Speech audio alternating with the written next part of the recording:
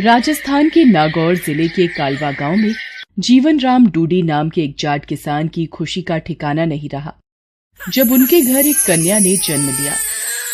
मेरी कर्मा, मेरी बेटी, आज से मैं तुझे कर्मा बाई कहकर बुलाऊंगा।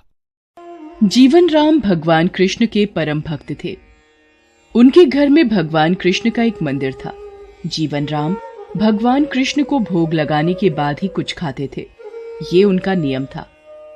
कर्माबाई जब थोड़ी बड़ी हुई तो एक दिन, पिताजी, आप हमेशा भगवान कृष्ण को भोजन खिलाने के बाद ही भोजन करते हो। हाँ बेटी कर्मा, जब भगवान कृष्ण भोजन ग्रहण कर लेते हैं उसके पश्चात ही मैं भोजन करता हूँ। पिता से ये सब देखते सीखते कर्माबाई का बचपन बीत रहा था। कुछ वर्षों बाद एक दिन, बेटी कर्मा, मैं कुछ दिनों के लिए तीर्थ यात्रा पर जा रहा हूँ। जी पिताजी, बताइए क्या आज्ञा है। बेटी कर्मा, मेरे पीछे से भगवान कृष्ण की विधि से पूजा करके उन्हें भोग लगाकर भोजन ग्रहण करना। मैं तुम्हें उनकी पूजा विधि बता देता हूँ और घर का भी ध्यान रखना, ठीक है? ठीक है पिताजी, मैं भगवान कृष्ण को भोग लगाकर ही भोजन किया करूंगी। आप निश्चिंत होकर जाइए। जीवन राम कर्माबाई को भगवान कृष्ण की पूजा और घर की देखभाल का कार्य सौंपकर तीर्थ यात्रा पर चले गए। अगले दिन, भगवान कृष्ण को भोग लगाना है, जल्दी से खिचड़ी बना लेती हूँ। हाँ, ये रहा देसी घी और गुड़। लो, तैयार हो गई आपकी खिचड़ी की थाली। मैं ये रख रही हूँ, आपको जब भी भूख लगे आप खा लेना। मैं तब तक घर के काम निपटा लूं। कर्माबाई खिचड़ी की थाली भगवान के आगे रखकर घर के दूसरे कामों में लग जाती है। वो एक दो बार आकर देखती है। उसे लगा कि शायद भगवान को भूख ना हो। थोड़ी देर बाद, पता नहीं भगवान खिचड़ी क्यों नहीं खा रहे हैं। थोड़ा गुड़ और घी ज्यादा कर देती हूँ। ये लो भगवान, अब मैंने इसमें घी और गुड़ ज्यादा कर दिया है, अब तो खा लो। पिताजी आपके भोग की जिम्मेदारी मुझे सौंपकर तीर्थ यात्रा पर गए हैं। अब वो कुछ दिन बाद आएंगे, तब तक आप मेरे हाथ का बना भोजन खा लीजिए। मुझे ज्यादा व्यंजन बनाने नहीं आते। ये खिचड़ी आपके लिए बनाई है, इसे खा लो भगवान। मैं आपसे विनती करती हूँ, ये खिचड़ी खा लो, वरना जब तक आप भोजन नहीं करोगे मैं भी तब तक भूखी रहूंगी। देख लो फिर। कर्माबाई भगवान कृष्ण से नाराज होकर भूखी प्यासी उनके सामने ही बैठी रही। दोपहर से शाम बीत गई। कर्माबाई भगवान के समक्ष भूखी बैठी रही। भगवान कृष्ण ने जब देखा कि कर्माबाई जिद पर अड़ी है, मूर्ति में से आवाज आई, कर्माबाई, कर्माबाई, तुमने पर्दा तो किया ही नहीं। पर्दा करो, तभी मैं भोजन करूंगा। अरे हाँ प्रभु, रुकिए, मैं अभी अपनी चुनरी का पर्दा करती हूँ। आप आराम से खिचड़ी खाओ। आप मुझे पहले बता देते, इतनी सी बात के लिए पूरा दिन खुद भी भूखे रहे और मुझे भी भूखा रखा। थोड़ी देर में देखते ही देखते पूरी थाली खाली हो गई। भगवान कृष्ण के भोग लेने के बाद ही कर्माबाई ने भोजन किया। अब तो नित्य नियम से कर्माबाई सबसे पहले उठकर भगवान के लिए भोग बनाती और पर्दा करके भगवान के समक्ष बैठ जाती। थोड़ी देर बाद पूरी थाली खाली हो जाती थी। मुझे लगता है प्रभु को सुबह जल्दी भूख लगाती है। कल से सबसे पहले भोग ही बनाऊंगी, उसके बाद स्नान वगैरह और घर के काम बाद में ही किया करूंगी। हाँ, ये ठीक रहेगा। अब तो कर्मा की बनाई खिचड़ी भगवान कृष्ण बड़े चाव से खाते थे और पूरी थाली खाली हो जाती थी। एक दिन कर्मा के पिता तीर्थ यात्रा से वापस आते हैं। कर्मा बिटिया, कैसी है तू? पिताजी, मैं अच्छी हूँ, और आपके पीछे पहले दिन तो भगवान ने भोग ग्रहण करने में बहुत नखरे किए, फिर शाम को जाकर खिचड़ी खाई, और अब तो भगवान कृष्ण सुबह सुबह ही मेरी बनाई खिचड़ी खा लेते हैं। मैं सबसे पहले उन्हें भोग लगाती हूँ, जब वो खा लेते हैं उसके पश्चात ही दूसरे काम करती हूँ। हे कृष्ण मुरारी, आपकी लीला कौन जाने प्रभु। मैं तीर्थ यात्रा में आपको ढूंढ रहा था, आप तो मेरे घर में ही विराजमान हो। धन्य हो प्रभु, आपकी जय हो।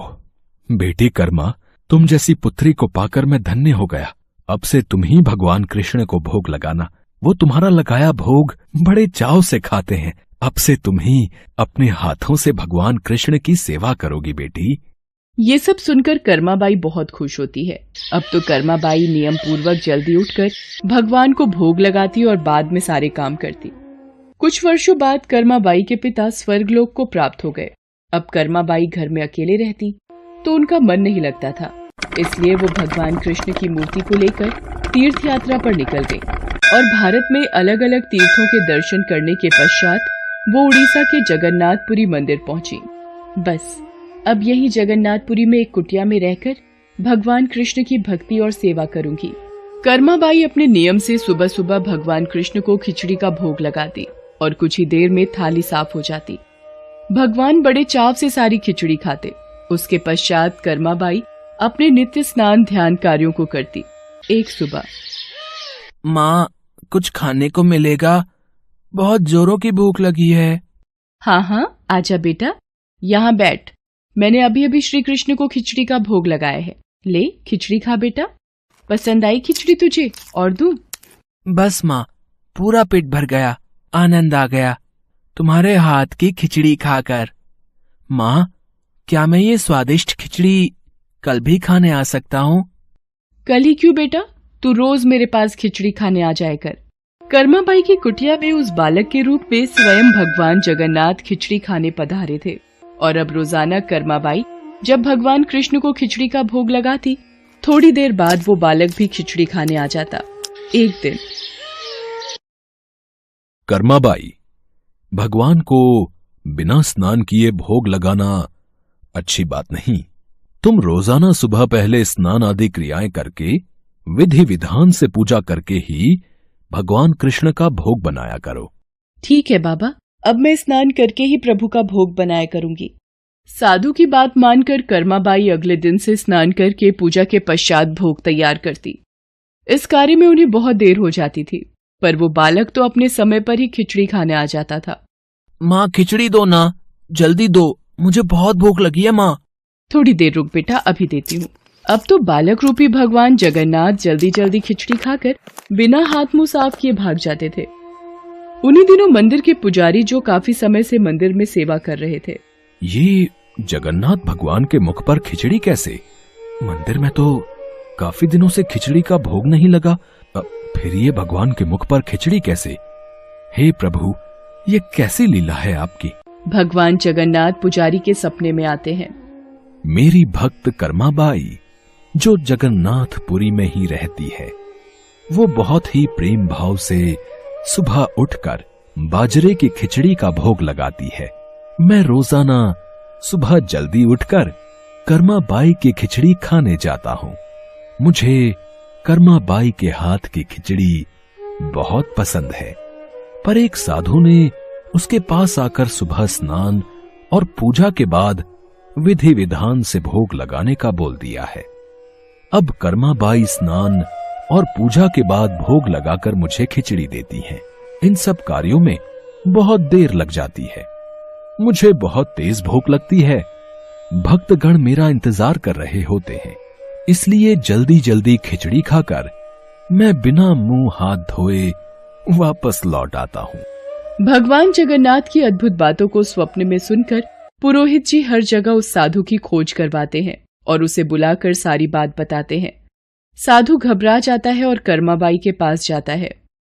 कर्माबाई, तुम श्री कृष्ण भगवान की परम प्रिय भक्त हो। तुम्हारे लिए किसी नियम नीति की कोई आवश्यकता नहीं। तुम अपने अनूठे प्रेम से जिस प्रकार सुबह जल्दी उठकर भोजन बनाती थी, वैसे ही बनाकर भगवान का भोग लगाया करो।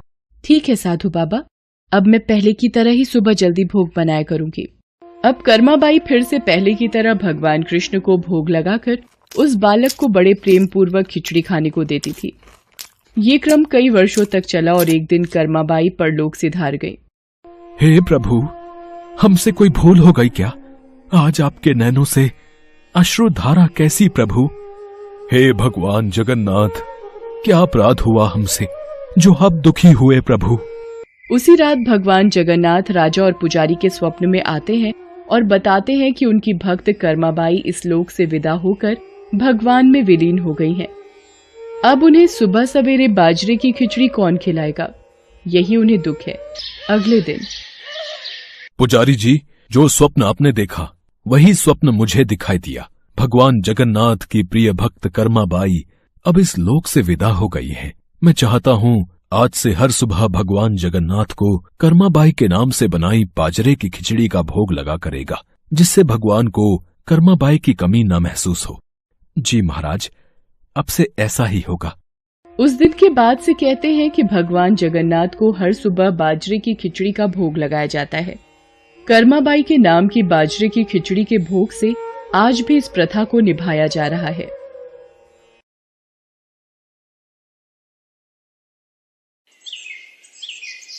ये कहानी है भगवान विष्णु जी की परम भक्त पोपाबाई की। पोपाबाई अपने भाई और भाभी के साथ एक गांव में रहती थीं। नित्य प्रति भगवान की पूजा अर्चना और व्रत करना उनके स्वभाव में शामिल था।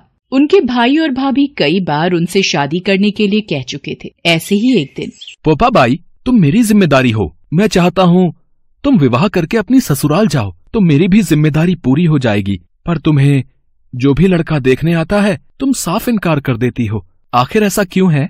भैया, मुझे विवाह नहीं करना। आप मुझे विवाह करने के लिए मत कहा कीजिए। मुझे किसी के साथ विवाह नहीं करना। मुझे सब पता है, तुम ये पूजा पाठ में ज्यादा मगन रहने लगी हो, यही कारण है तुम्हारे विवाह ना करने का। भैया, मेरा जीवन भगवान विष्णु को समर्पित है। आप जानते हो मेरे लिए भगवान विष्णु की पूजा अर्चना का बहुत महत्व है। पर पोपाबाई, तुम्हारे भैया भी तो तुम्हारा भला ही चाहते हैं। तुम्हारे लिए इतने अच्छे घर के रिश्ते ढूंढे गए हैं, पर तुम सभी रिश्तों को मना कर देती हो। भैया भाभी, आप दोनों मेरे कारण चिंतित मत होइए। मैं कभी भी विवाह नहीं करूंगी। मैंने सोच लिया है। मैं गांव के बाहर एक झोपड़ी बनाकर अब से मैं उसी में रहूंगी और अपना जीवन व्यतीत कर लूंगी। और आप मुझे रोकना नहीं भैया। मुझे प्रभु विष्णु की भक्ति करके अपार सुख की प्राप्ति होती है। मैं उन्हीं का नाम जपते हुए इस संसार से विदा होना चाहती हूँ। और फिर पोपाबाई ने गांव के बाहर ही झोपड़ी बना ली और उसमें रहने लगी। गांव के लोग पोपाबाई को गांव के बाहर झोपड़ी में रहता देख उनसे कारण पूछने लगे। पोपाबाई, क्या बात है? तुम यहाँ गांव के बाहर झोपड़ी बनाकर क्यों रहने लगी हो? बस एकांत में रहकर भगवान विष्णु की भक्ति करने का मन हुआ, इसलिए झोपड़ी बना ली। अब आप सब अपनी गाय और बछड़े मेरी झोपड़ी के पास घास चरने छोड़ दिया करो। मैं सभी के गाय बछड़ों की देखभाल भी कर लिया करूंगी और बदले में आप सब जो भी बचा खुचा खाने को दोगे मैं प्रेम से खा लिया करूंगी। पोपाबाई, तुम बहुत महान आत्मा हो। तुम सच्ची ईश्वर भक्त हो। और फिर उस दिन के बाद से सभी गांव वाले अपनी गाय और बछड़े पोपाबाई की झोपड़ी के पास घास चरने के लिए छोड़ दिया करते थे। तो पोपा ही उन सभी पशुओं की बहुत देखभाल करती थी और धीरे धीरे दिन बीतने लगे। एक दिन पोपाबाई जब अपनी कुटिया में पूजा पाठ कर रही थी तो उस देश का राजा जंगल में शिकार खेलने जा रहा था। बड़े जोर की प्यास लगी है। वहां सामने कोई झोपड़ी दिखाई पड़ती है, शायद पानी मिल जाए। अंदर कोई है? यहाँ कौन रहता है? अरे, अंदर से तो कोई आवाज नहीं आ रही। द्वार खटखटा कर देखता हूँ। कौन है जो यूं बार बार इतनी तेज दरवाजा बजा रहा है? इतनी मधुर आवाज, लगता है कोई सुंदर कन्या इस झोपड़ी के भीतर है। आपकी आवाज पर मैं मंत्रमुग्ध हो गया हूं। मैं आपसे विवाह करके अपनी रानी बनाना चाहता हूं। राजन, मैं किसी पराये पुरुष का मुंह नहीं देखती, इसलिए आप यहाँ से चले जाइए। तेरी इतनी जुर्रत, तू इस देश के राजा को मना कर रही है। अब तो चाहे मुझे इसके लिए जबरन ही तुझे अपने महल उठाकर क्यों न ले जाना पड़े। राजा जबरन पोपाबाई की झोपड़ी में घुस आता है और पोपाबाई को जबरदस्ती अपने घोड़े पर बिठाकर महल की ओर चल पड़ता है। महल में पहुंचकर पोपाबाई गुस्से में आ जाती है और राजा को भरे दरबार में श्राप देती है। हे राजा, तू जबरन मुझे अपने महल ले तो आया है, पर तू मुझे कभी नहीं पा सकेगा। मैं तुझे श्राप देती हूँ, तेरा राजपाट सब नष्ट हो जाएगा, तू नहीं बचेगा। पोपाबाई के मुंह से निकले श्राप को सुनकर राजा घबरा गया, मानो उसे कोई चेतावनी मिल गई हो। राजा की सभी रानियों ने राजा को समझाया, महाराज, ये पोपाबाई कोई साधारण स्त्री नहीं है। ये विष्णु भगवान की परम भक्त है।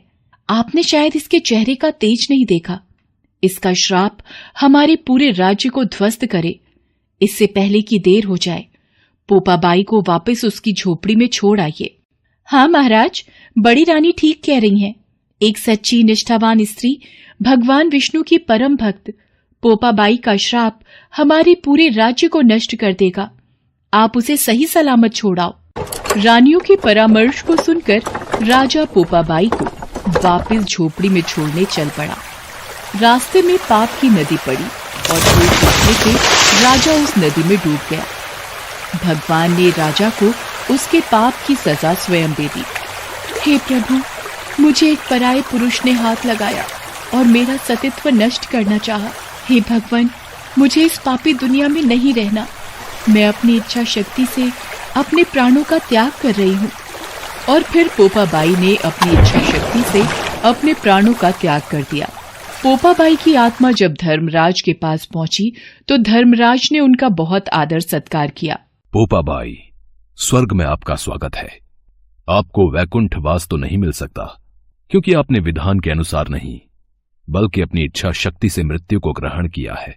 परंतु भगवान विष्णु की आज्ञानुसार आपको सोने का महल दिया जाएगा। आप यहीं स्वर्ग में राज्य करेंगी। जय श्री विष्णु, जैसी भगवान विष्णु की इच्छा।